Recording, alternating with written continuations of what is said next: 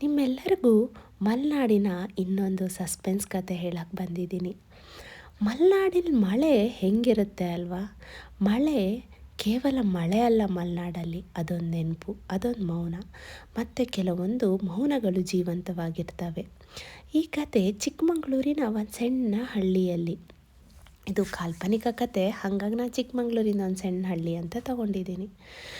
ಸುತ್ತಲೂ ಕಾಡು, ಕಾಫಿ ತೋಟ, ಅಡಿಕೆ ಮರಗಳು, ಸದಾ ಮಂಜಿನಿಂದ ಮುಚ್ಚಿರುವ ದಾರಿ.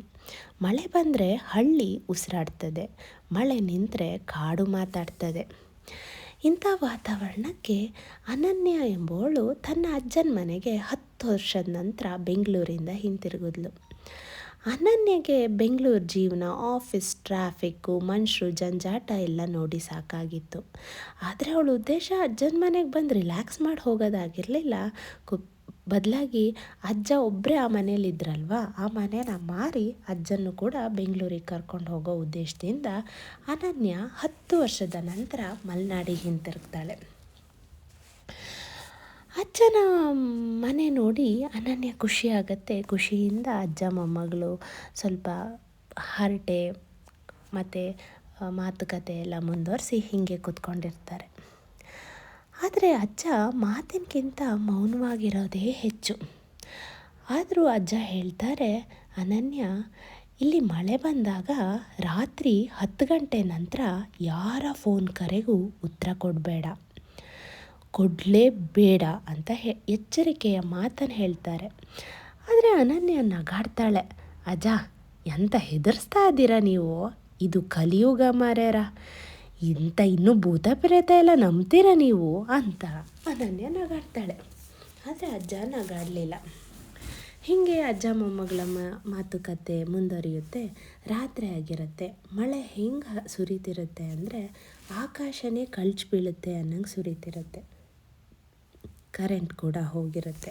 ಮನೆ ಒಳಗೆ ಕತ್ಲೆ, ಬಾಗಿಲು ಬಳಿ ಗಾಳಿ ಸದ್ದು ಬರ್ತಾ ಇರುತ್ತೆ. ಅನನ್ಯ ಹಳೆಯ ಫೋಟೋವನ್ನು ನೋಡ್ತಿರ್ತಾಳೆ. ಅಪ್ಪ, ಅಮ್ಮ, ಬಾಲ್ಯದ ನೆನಪುಗಳನ್ನು ಮೆಲುಕು ಹಾಕ್ತಾ ಇರ್ತಾಳೆ. ಹೀಗೆ ನೋಡ್ತಾ ಗಡಿಯಾರದ ಕಡೆ ನೋಡ್ತಾಳೆ. 10 ಗಂಟೆ 7 ನಿಮಿಷ ಆಗಿರುತ್ತೆ. ಅಷ್ಟರಲ್ಲೊಂದು ಟ್ರನ್ ಅಂತ ಫೋನ್ ರಿಂಗ್ ಆಗುತ್ತೆ. ನೋಡಿದ್ರೆ ಅದು ಅನ್ನೋನ್ ನಂಬರ್. ಅನನ್ಯ ಕ್ಷಣಕಾಲ ಯೋಚಿಸ್ತಾಳೆ, ಆದರೂ ಫೋನ್ ತೆಗೆದುಕೊಳ್ತಾಳೆ. ಮತ್ತೊಂದು ಕಡೆಯಿಂದ ಹೆಣ್ಣಿನ ಧ್ವನಿ, ಭಾಳ ನಿಧಾನವಾಗಿ ತುಂಬ ದೂರದಿಂದ ಬರುವಂತೆ, ಅಮ್ಮ, ನನಗೆ ದಾರಿ ಕಾಣಿಸ್ತಿಲ್ಲ. ಮಳೆ ಶಬ್ದದ ನಡುವೆ ಧ್ವನಿ ಕಳೆದೋಯಿತು. ಕರೆ ಕೂಡ ಕಟ್ಟಾಯಿತು. ಅನನ್ಯಳ ಕೈ ನಡುಗಿತು. ಯಾರ ಕರೆ ಇರ್ಬೋದು ಅಂತ ಯೋಚಿಸ್ತಾ ಹಾಗೆ ನಿದ್ರೆಗೆ ಜಾರಿ ಹೋಗ್ತಾಳೆ. ಅಷ್ಟೊತ್ತರಲ್ಲಿ ಬೆಳಿಗ್ಗೆ ಆಗುತ್ತೆ. ಮಳೆ ಕೂಡ ಚೂರು ಕಡಿಮೆ ಆಗಿರುತ್ತೆ. ಆದರೆ ಮಂಜು ಇನ್ನೂ ಪೂರ್ತಿ ಸರ್ದಿರಲ್ಲ. ಪಕ್ಕದ ಮನೆಯ ಲಕ್ಷ್ಮಿ ಬರ್ತಾಳೆ. ಬಂದು, ಓ ಅನನ್ಯ, ಯಾವಾಗ ಬಂದೆ ಅಂತ ಹೀಗೆ ಯೋಗಕ್ಷೇಮ ಮಾತಾಡ್ತಾರೆ. ಆಮೇಲೆ ಲಕ್ಷ್ಮಿ ಅನನ್ಯ ಕೇಳ್ತಾಳೆ, ನಿನ್ನೆ ರಾತ್ರಿ ಫೋನ್ ಕರೆ ಬಂದಿತ್ತಾ ಅಂತ ಕೇಳ್ತಾಳೆ. ಅನನ್ಯಳಿಗೆ ಅವಾಗ ಉಸಿರೇ ನಿಂತಂಗಾಗುತ್ತೆ. ಅವಳು ತಲೆ ಅಲ್ಲಾಡಿಸ್ತಾ ಹೌದು ಬಂದಿತ್ತು ಅಂತ ಹೇಳ್ತಾಳೆ. ಲಕ್ಷ್ಮಿ ಆವಾಗ ನಿಧಾನವಾಗಿ ಬಾಗಿಲು ಬಳಿ ಹೋಗಿ ನೋಡ್ತಾಳೆ. ಏನು ಗೊತ್ತಾ ಅನನ್ಯ, ಆದರೆ ಅದು ಮನುಷ್ಯರಲ್ಲ ಅದು ಅಂತ ಹೇಳ್ತಾಳೆ. ಅನನ್ಯ, ಯಾಕೆ? ಅಜ್ಜ ಕೂಡ ನೆನ್ನೆ ಹೇಳಿದರು 10 ಗಂಟೆ ಆದಮೇಲೆ ಫೋನ್ ಯಾರ್ದು ಎತ್ತಬೇಡ ಅಂತ. ಆದರೂ ನಾನು ಎತ್ತಿದೆ. ನೀನು ಇವತ್ತು ಮನುಷ್ಯರದಲ್ಲ ಅಂತಿದ್ಯಾ. ಏನು ಹೇಳ್ತಿದ್ಯಾ ಲಕ್ಷ್ಮಿ? ದಯವಿಟ್ಟು ನಂಗೆ ವಿವರವಾಗಿ ಹೇಳು ಅಂತ ಅನನ್ಯ ಕೇಳ್ತಾಳೆ. ಆವಾಗ ಲಕ್ಷ್ಮಿ ಹೇಳ್ತಾಳೆ, ಹಲವು ವರ್ಷಗಳ ಹಿಂದೆ ಮಳೆಗಾಲದ ಒಂದು ರಾತ್ರಿ ಒಬ್ಬ ಗರ್ಭಿಣಿ ಹೆಣ್ಣು ಕಾಡಿನ ಅಂಚಿನಲ್ಲಿ ಸಹಾಯ ಕೇಳಿದಳು. ಸಹಾಯ ಕೇಳುತ್ತಾ ಹಳ್ಳಿಗೆ ಬರಬಹುದು ಎಂಬ ಆಸೆಯಿಂದ ಸಹಾಯ ಕೇಳ್ತಿದ್ಲು. ಅದೇ ಹಳ್ಳಿಯನ್ನು ನೋಡಿದ್ಲು. ಆದರೆ ಅಲ್ಲಿರೋ ಕೆಲವು ವ್ಯಕ್ತಿಗಳು ಮೌನವನ್ನು ಆಯ್ಕೆ ಮಾಡಿದ್ರು. ಅವಳಿಗೆ ಸಹಾಯ ಮಾಡಲಿಲ್ಲ. ಯಾವ ಹೆಂಗಸೋ ಏನೋ ಇದು, ನಮಗೆ ಯಾಕೆ ಬೇಕು ಅಂತ ಅಲ್ಲಿರೋ ಕೆಲವು ಜನಗಳು ಮೌನವನ್ನು ಆಯ್ಕೆ ಮಾಡಿದ್ರು. ಮಾರನೇ ದಿನ ನೋಡಿದ್ರೆ ಹೊಳೆಯ ಬಳಿ ಅವಳ ಶವ ಸಿಕ್ಕಿತ್ತು. ಆ ದಿನದಿಂದ ಮಳೆ ಬರುವಾಗ ರಾತ್ರಿ 10 ಗಂಟೆ 7 ನಿಮಿಷಕ್ಕೆ ಒಂದು ಕರೆ ಬರುತ್ತೆ. ಯಾರು ಕರೆ ತೆಗೆದುಕೊಳ್ತಾರೋ ಅವರು ಹಳ್ಳಿಯ ಭಾಗವಾಗ್ತಾರೆ. ಇದನ್ನು ಕೇಳಿದ ಅನನ್ಯಗೆ ಮೈಯೆಲ್ಲ ಜುಮ್ಮಂತು. ಹೀಗೆ ಲಕ್ಷ್ಮಿ ವಾಪಸ್ ಅವ್ರ ಮನೆಗೆ ಹೋದ್ಲು. ಅನನ್ಯ ಮತ್ತು ಅವ್ರ ಅಜ್ಜ ಮಾತುಕತೆ ಎಲ್ಲ ಆಡ್ತಾ ಹೀಗೆ ದಿನ ಅಂದರೆ ಆ ದಿನದಲ್ಲೆಲ್ಲ ಇದ್ದರು. ರಾತ್ರಿ ಆಯಿತು. ಮಳೆ ಇನ್ನಷ್ಟು ಜೋರಾಗಿ ಬೀಸ್ತು. ಗಾಳಿ ಮರಗಳನ್ನು ಅಲ್ಲಾಡಿಸ್ತಿತ್ತು. ಅನನ್ಯ ಭಯದಲ್ಲೇ ಗಡಿಯಾರ ನೋಡ್ತಾಳೆ. 10 ಗಂಟೆ 7 ನಿಮಿಷ ಆಗಿತ್ತು. ಫೋನ್ ಮತ್ತೆ ರಿಂಗಾಯಿತು. ಈ ಬಾರಿ ಧ್ವನಿ ಇನ್ನೂ ಹತ್ತಿರದಲ್ಲಿ ಕೇಳಿಸ್ತು. ನಿನ್ನ ಹೆಸರು ಅನನ್ಯ ಅಲ್ವಾ ಅಂತ ಆ ಕಡೆಯಿಂದ ಧ್ವನಿ ಬಂತು. ಅನನ್ಯನ ಹೃದಯ ಜೋರಾಗಿ ಹೊಡೆಯಿತು. ಆ ಕಡೆಯಿಂದ ಧ್ವನಿ, ನಿನ್ನ ಅಜ್ಜ ನನ್ನನ್ನು ಅವತ್ತು ನೋಡಿದರೂ ಕಣ್ಣಿ ಮುಚ್ಕೊಂಡ ಅಂತ ಹೇಳಿ ಫೋನ್ ಕಟ್ಟಾಯಿತು.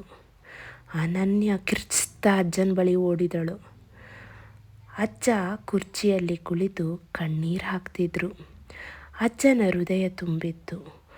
ಪಶ್ಚಾತ್ತಾಪದ ಭಾವನೆಯ ಭಾವಚಿತ್ರ ಅವರ ಮುಖದಲ್ಲಿ ಎದ್ದು ಕಾಣಿಸ್ತಿತ್ತು. ಇದನ್ನು ನೋಡ್ತಾ ಅನನ್ಯ ಅಲ್ಲೇ ತಬ್ಬಿಬ್ಬಾಗಿ ನಿಂತಿದ್ಲು. ಮಾರನೇ ದಿನ ಅಜ್ಜ ಹೇಳಿದರು, ಆ ಹೆಣ್ಣು ನನ್ನ ಬಳಿ ಬಂದು ಸಹಾಯ ಕೇಳಿದಳು. ಆದರೆ ನಾನು ಮರ್ಯಾದೆಗೆ ಅಂಜಿದೆ. ಹಳ್ಳಿ ಜನರು ಈಕೆಯನ್ನು ನಾನು ಹಳ್ಳಿಯ ಒಳಗೆ ಬಿಟ್ಟರೆ ಏನನ್ನುವರೋ ಎಂಬ ಭಾವನೆಯಿಂದ ನಾನು ಅವತ್ತು ಮೌನವಾಗಿದ್ದೆ. ಆದರೆ ಮಾರನೇ ದಿನ ಅವಳ ಶವ ಸಿಕ್ಕಿತು ಎಂದು ಅಜ್ಜ ಕಣ್ಣೀರು ಹಾಕಿದರು. ಅವಳ ಆತ್ಮ ಮಳೆ ಜೊತೆನೇ ಉಳಿದಿದೆ ಎಂದು ಊರವರೆಲ್ಲ ನಂಬ್ತಾರೆ. ಹೀಗೆ ಅನನ್ಯ ಮತ್ತು ಅಜ್ಜ ಮಾತಾಡ್ತಾ ಮುಂದುವರೆದ ಸಂಭಾಷಣೆ ಹೇಳ್ತಾರೆ. ಆವಾಗ ಅನನ್ಯ ಒಂದು ಉಪಾಯ ಮಾಡ್ತಾಳೆ. ಅಜ್ಜ, ಇವತ್ತೆಲ್ಲಾದರೂ ಫೋನ್ ಮತ್ತೆ ಬಂದರೆ ನೀವೇ ಫೋನ್ ಪಿಕ್ ಮಾಡಿ ದಯವಿಟ್ಟು ಆ ಆತ್ಮ ಜೊತೆ ಮಾತಾಡಿ ಅಂತ ಹೇಳ್ತಾಳೆ. ಆವಾಗ ಅಜ್ಜ ಸರಿ ಮಗಳೇ ಅಂತಾರೆ. ಮತ್ತು ರಾತ್ರಿ ಮಳೆ ಸುರಿತಾ ಇರುತ್ತೆ. ರಾತ್ರಿ 10 ಗಂಟೆ 7 ನಿಮಿಷಕ್ಕೆ ಫೋನ್ ಬರುತ್ತೆ. ಈ ಬಾರಿ ಅನನ್ಯ ಫೋನ್ ಎತ್ತಲ್ಲ, ಅಜ್ಜ ಫೋನ್ ಎತ್ತುತ್ತಾರೆ. ಅಜ್ಜ ನಿಧಾನವಾಗಿ ಫೋನ್ ತೆಗೆದುಕೊಂಡು ಅವರ ಧ್ವನಿಯಲ್ಲಿ ಹೇಳ್ತಾರೆ, ನಾನು ತಪ್ಪು ಮಾಡಿದ್ದೇನೆ, ದಯವಿಟ್ಟು ನನ್ನನ್ನು ಕ್ಷಮಿಸು ಅಂತ ಹೇಳ್ತಾರೆ. ಆ ಕಡೆಯಿಂದ ಯಾವ ಧ್ವನಿನೂ ಬರಲ್ಲ. ಫೋನ್ ಕಟ್ಟಾಗತ್ತೆ. ಮಳೆ ಕೂಡ ನಿಧಾನವಾಗಿ ನಿಲ್ಲತ್ತೆ. ಮಾರನೇ ದಿನ ಅನನ್ಯ ಅಜ್ಜನ ಕರ್ಕೊಂಡು ಬೆಂಗಳೂರಿಗೆ ಹೋಗೋ ನಿರ್ಧಾರ ಮಾಡ್ತಾಳೆ. ಮನೆ ಹಾಗೆ ಇರಲಿ, ಇನ್ನೊಂದು ಸಲ ಬಂದಾಗ ಮನೆ ಮಾರುವ ಯೋಚನೆ ಮಾಡೋಣ, ಸದ್ಯಕ್ಕೆ ಅಜ್ಜನ ಕರ್ಕೊಂಡು ಹೋಗೋಣ ಅಂತ ನಿರ್ಧರಿಸ್ತಾಳೆ. ಇಲ್ಲಿಗೆ ಈ ಕತೆ ಮುಗಿಯುತ್ತೆ. ಮಲೆನಾಡಲ್ಲಿ ಮೌನದ ಬದಲು ಸತ್ಯ ಮಾತಾಡುತ್ತೆ. ಮಳೆಯ ಜೊತೆ ಎಷ್ಟೊಂದು ಕತೆಗಳು ಕೂಡ ಇರುತ್ತೆ. ಈ ಕತೆ ಇಲ್ಲಿಗೆ ಮುಗಿಸ್ತಾ ಇದ್ದೀನಿ.